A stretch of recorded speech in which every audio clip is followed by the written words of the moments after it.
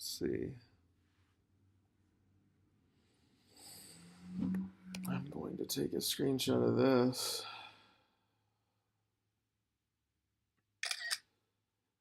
People mastery. This is your strategy. It determines how you approach everyday situations and achieve your goal. Diplomat. This is it. Determines your goals, interests, and preferred activities. Interesting. It doesn't interest me what you do for a living. I want to know what you ache for, and if you dare to dream of meeting your heart's longing. It doesn't interest me how old you are. I want to know if you will risk looking like a fool for love, for your dreams, for the adventure of being alive. Wow, like this describes what I feel has changed about me from the debater. The campaigner personality is a true free spirit. They are often the life of the party, but unlike types in the explorer role group, campaigners are less interested in the sheer excitement and pleasure of the moment than they are in enjoying the social and emotional connections they make with others. Charming, independent, energetic, and compassionate. The 70% of the population that they comprise can certainly be felt in any crowd. You can change the world with just an idea, yeah.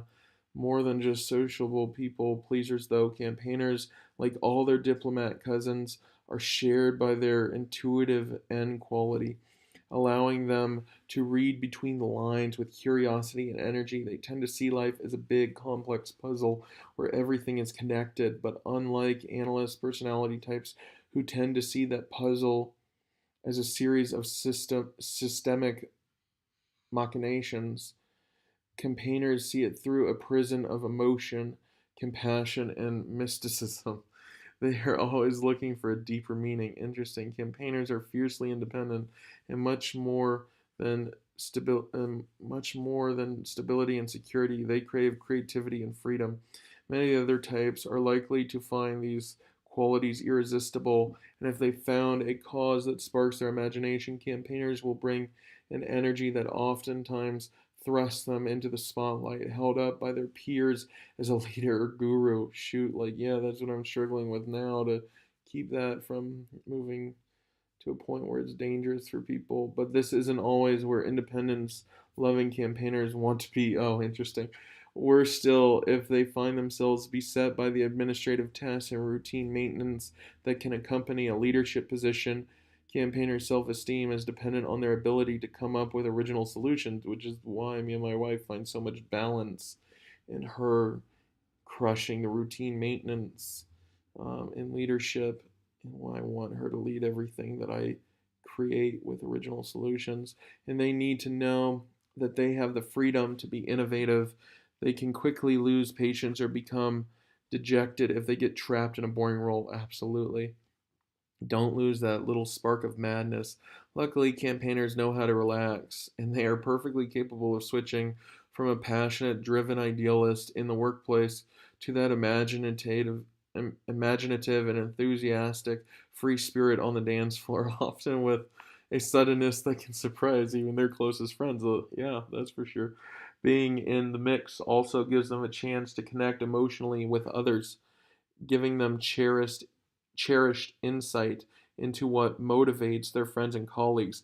They believe that everyone should take the time to recognize and express their feelings, and their empathy and social ability makes that a natural conversation topic. The campaigner personality type needs to be careful, however. If they rely too much on their intuition, assume or anticipate too much about a friend's motivations, they can misread the signals and frustrate plans that a more straightforward approach would have made simple. Yeah, this is definitely why I had to focus more on uh, brutal honesty to bring balance to my intuition, as I'm often not wrong, but usually I have to be honest about what I'm thinking and ask questions that I could otherwise assume the answer to, that was causing me a lot of trouble this past summer. Um, this kind of social stress is the bugbear that keeps harmony focused diplomats awake at night. Yeah, that definitely used to keep me awake at night. Campaigners are very emotional and sensitive, and when they step on someone's toes, they both feel it. This is why I had to cut off feelings in the past and I'm trying to work on a better way of defining emotions and feelings for people in the future, in my situation, in the world alike.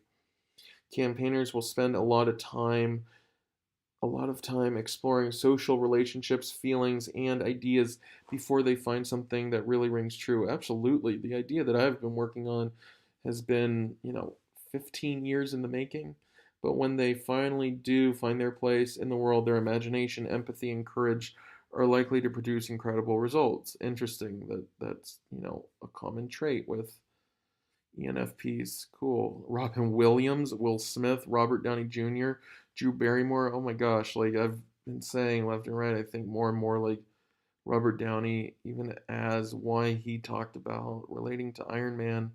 And Will Smith, I've been watching his stuff nonstop. Robin Williams makes up half of, you know, my even views on why comedy is important to help people in dark places open source their darkness to gain power over it in a world that, you know, doesn't like darkness because it's not nice, but it's a way to express empathy in a way that's so brutally honest that killed people like Robin. The nice world we live in killed people like Robin Williams. We have to accept that niceness is not the same as kindness because niceness doesn't tolerate honesty. And this is why people like Robin Williams could be seen as the happiest, nicest person alive and killed himself because the world we live in is so contradictory that it even hates hypocrisy, which is such a neutral thing. Russell Brand, oh my gosh, enlightened master.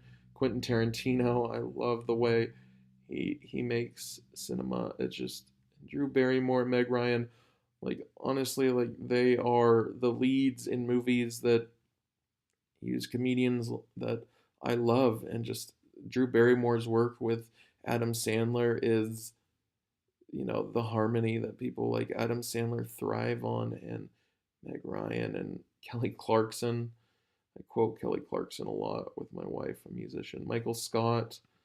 Yeah, Michael Scott. Like, I feel like if I had picked a different route past 16 to not go more an ENTP route, I would have been a lot more like Michael Scott in The Office. And I feel like I've kind of grown up the same time he did in the series when he found the love of his life. He just grew up, and it just, yeah, that's how I was afraid I was going to look up until he found his love. And now that when I did, it's realizing that I had to go through that growing up process he did publicly in the course of a few months, and a lot of people hated it. Phil Dunphy, Modern Family. I've not watched Modern Family. I should.